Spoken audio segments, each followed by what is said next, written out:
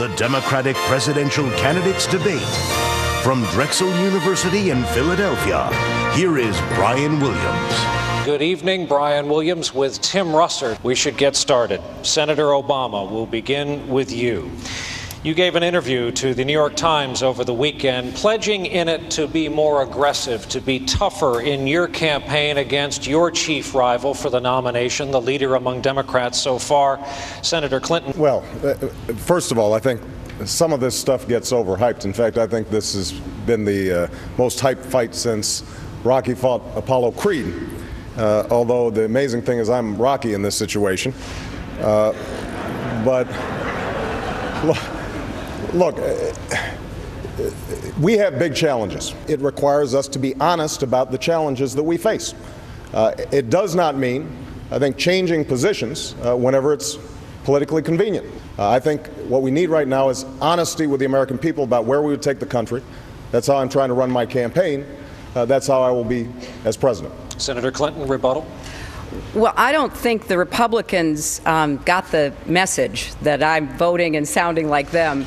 If you watched their debate last week, I seem to be the topic of great conversation and consternation, and that's for a reason, because I have stood against George Bush and his failed policies. They want to continue the war in Iraq. I want to end it. The Republicans are waving their sabers and talking about going after Iran. I want to prevent a rush to war. She says she'll stand up to George Bush on Iran. She just said it again.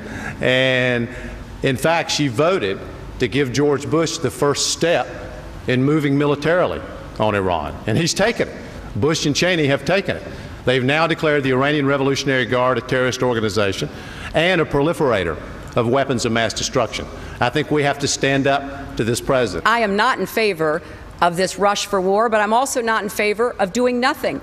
Iran is seeking nuclear weapons, and the Iranian Revolutionary Guard is in the forefront of that, as they are in the sponsorship of terrorism. So some may want a false choice between rushing to war, which is the way the Republicans sound. It's not even a question of whether, it's a question of when and what weapons to use, and doing nothing. I prefer vigorous diplomacy, and I happen to think economic sanctions are part of vigorous diplomacy. Economic sanctions with respect to diplomacy. Sanctions and diplomacy. Well, Tim, I believe that that this issue is going to come back to haunt us. We all learned, some of us here painfully, back in 2002, that by voting for an authorization regarding Iraq, that despite the language of that resolution, which called for diplomacy at the time, this administration used that resolution, obviously, to pursue a very aggressive action in Iraq. I'm of a view here, what you didn't learn back in 2002, you should have learned by now. The notion here is it plays into this whole urban legend that America's on a crusade against Islam. This was bad if nothing else happens, not another single thing. This was bad policy. We have to try diplomacy, and I see economic sanctions as part of diplomacy. Vigorous diplomacy, engaged in diplomacy, diplomacy with some carrots and some sticks into the mix. I want to start diplomacy, a full court press on the diplomatic front. I just listened to what Senator Clinton said, and she said she wanted to maximize pressure on the Bush administration. So the way to do that is to vote yes on a resolution that looks like it was written literally by the neocons. I mean, has anyone read this thing? I mean, it literally gave Bush and Cheney exactly what they wanted. Senator Clinton, would you pledge the American people that Iran will not develop a nuclear bomb while you are president? I intend to do everything I can to prevent Iran from developing a nuclear bomb. But you won't pledge? I am pledging I will do everything I can to prevent Iran from developing a nuclear bomb. They may. Well, you know, Tim, you asked me if I would pledge, and I have pledged that I will do everything I can to prevent Iran from developing a nuclear bomb. We have been governed by fear for the last 6 years. What we cannot continue to do is operate as if we are the weakest nation in the world instead of the strongest one, because that's not who we are, and that's not what America has been about historically. This is complicated stuff. We talk about this in isolation. The fact of the matter is the Iranians may get 2.6 kilograms of highly enriched uranium. The Pakistanis have hundreds, thousands of kilograms of highly enriched uranium. If by attacking Iran to stop them from getting 2.6 kilograms of highly enriched uranium, the government in Pakistan falls, who has missiles already deployed with nuclear weapons on them that can already reach Israel, already reach India, then that's a bad bargain. What is the greatest threat to the United States of America? 2.6 kilograms of highly enriched uranium in Tehran or an out-of-control Pakistan? It's not close. What I worry about is if Bush invades Iran 6 months from now, I mean, are we going to hear, if only I'd known then what I know now? Well, we know enough now to know we have to stand up to this president. And the second point I would make is I was surprised by Senator Clinton's vote. I'll be honest about that. And then I saw an explanation in the New York Times for her vote, which basically said she was moving from primary mode to general election mode. I think that our responsibility as presidential candidates is to be in tell the truth mode. Would you allow the National Archives to release the documents about your communications with the president, the advice you gave? Because as you well know, President Clinton has asked the National Archives not to do anything until 2012. I think that the archives will continue to move as rapidly as its circumstances and processes demand. But there was a letter written by President Clinton specifically asking that any communication between you and the president not be made available to the public until 2012. Would you lift that ban? Well, that's not my decision to make, and I don't believe that any president or first lady ever has, but certainly we'll move as quickly as our circumstances and the processes of the National Archives permits. This is an example of not turning the page.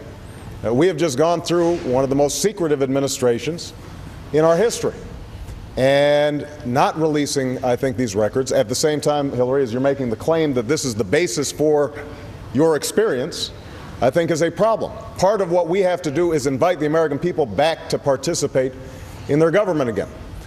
Part of what we need to do is rebuild trust in our government again. And that means being open and transparent and accountable to the American people. Part of the reason that Republicans, I think, are obsessed with you, Hillary, is because that's a fight they're very comfortable having. Another perspective on why the Republicans keep talking about Senator Clinton is, Senator, they may actually want to run against you. And that's the reason they keep bringing you up. Will she be the person who brings about the change in this country? You know, I believe in Santa Claus, I believe in the Tooth Fairy, but I don't think that's going to happen. I'm not running against Hillary Clinton. I'm running to lead the free world. I'm running to lead this country. And the irony is Rudy Giuliani, probably the most underqualified man since George Bush to seek the presidency, is here talking about any of the people here. Rudy Giuliani. I mean, think about it. Rudy Giuliani, there's only three things he mentioned in a sentence, a noun and a verb and 9/11. I mean, there's nothing else. There's nothing else. And I mean it sincerely. He is genuinely not qualified to be president. And now he's talking about he's going to go in and he will demonstrate to Iran he's going to, in fact, lay down the law. This man is truly not qualified to be president. Governor Romney misspoke twice on the same day, confusing your name with that of Osama bin Laden. Are you fearful of what happened to John McCain, for example, in South Carolina a few years back? Confusion on the basis of things like names and religion? No, because I have confidence in the American people. And I don't pay much attention to what Mitt Romney has to say. At least, what he says this week. It may be different next week. Senator Clinton, Governor of New York, Eliot Spitzer, has proposed giving driver's licenses to illegal immigrants. You told the National New Hampshire editorial board it makes a lot of sense. Why does it make a lot of sense to give an illegal immigrant a driver's license? Well, what Governor Spitzer is trying to do is fill the vacuum left by the failure of this administration to bring about comprehensive immigration reform. I just want to add, I did not say that it should be done, but I certainly recognize why Governor Spitzer is trying to do it. And we have failed. We have failed. No. You said yes. No. You thought it made sense to do it. No, I didn't, Chris. But the point is, Senator Clinton, I just want to make sure what I heard. Do you, the New York Senator, Hillary Clinton, support the New York governor's plan to give illegal immigrants a driver's license? You told the National New Hampshire paper it made a lot of sense. Do you support his plan? You know, Tim, this is where everybody plays gotcha. It makes a lot of sense. What is the governor supposed to do? He is dealing with a serious problem. We have failed, and George Bush has failed. Do I think this is the best thing for any governor to do? No. But do I understand the sense of real desperation trying to get a handle on this? Remember, in New York, we want to know who's in New York. We want people to come out of the shadows. He's making an honest effort to do it. We should have passed immigration reform. Unless I missed something, Senator Clinton said two different things in the course of about 2 minutes, just a few minutes ago. And I think this is a real issue for the country.